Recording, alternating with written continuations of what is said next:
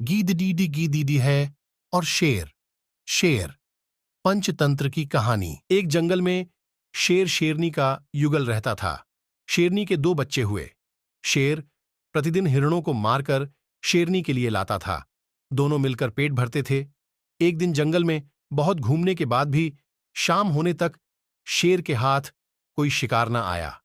खाली हाथ घर वापस आ रहा था तो उसे रास्ते में गीदडीड का बच्चा मिला। बच्चे को देखकर उसके मन में दया आ गई।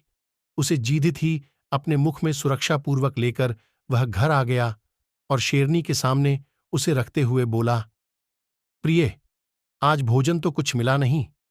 रास्ते में गीदड़ का यह बच्चा खेल रहा था। उसे जीवित ही ले आया हूं। तुझे भूख लगी है तो इसे खाकर पेट भर ले। कल दूसरा शिकार लाऊंगा। शेरनी बोली, प्रिय, जिसे तुमने बालक जानकर नहीं मारा, उसे मारकर मैं कैसे पेट भर सकती हूं। मैं भी इसे बालक मानकर ही पाल लूंगी। समझ लूंगी कि यह मेरा तीसरा बच्चा है। गीदड़ का बच्चा भी शेरनी का दूध पीकर खूब पुष्ट हो गया और शेर के अन्य दो बच्चों के साथ खेलने लगा। शेर शेरनी तीनों को प्रेम से एक समान रखते थे। कुछ दिन बाद उस वन में एक मत्त हाथी आ गया।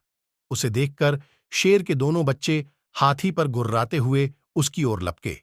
गीदड़ के बच्चे ने दोनों को ऐसा करने से मना करते हुए कहा, यह हमारा कुल शत्रु है, उसके सामने नहीं जाना चाहिए। शत्रु से दूर रहना ही ठीक है। ये कहकर वह घर की ओर भागा। शेर के बच्चे भी निरुत्साहित होकर पीछे लौट आए। घर पहुंचकर शेर के दोनों बच्चों ने मां बाप से गीदड़ के बच्चे के भागने की शिकायत करते हुए उसकी कायरता का उपहास किया। गीदड़ का बच्चा इस उपहास से बहुत क्रोधित हो गया।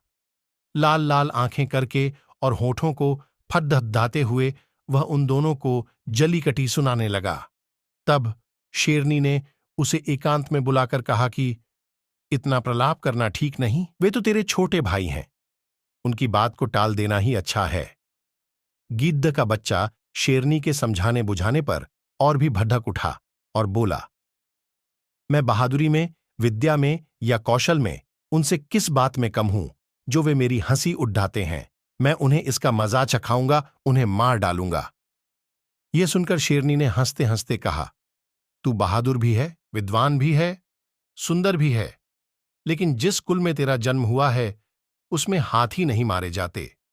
समय आ गया है कि तुझसे सच बात कह दी देनी चाहिए। तू वास्तव में गीदड़ का बच्चा है। मैंने तुझे अपना दूध देकर पाला है। अब इससे पहले कि तेरे भाई इस सच्चाई को जाने, तू यहां से भागकर अपने स्वजातियों से मिल जा, अन्यथा वह तुझे जीता नहीं छोड़ देंगे। यह सुनकर वह डर से कांपता हुआ अपने गीदड़ दल में आ मिला।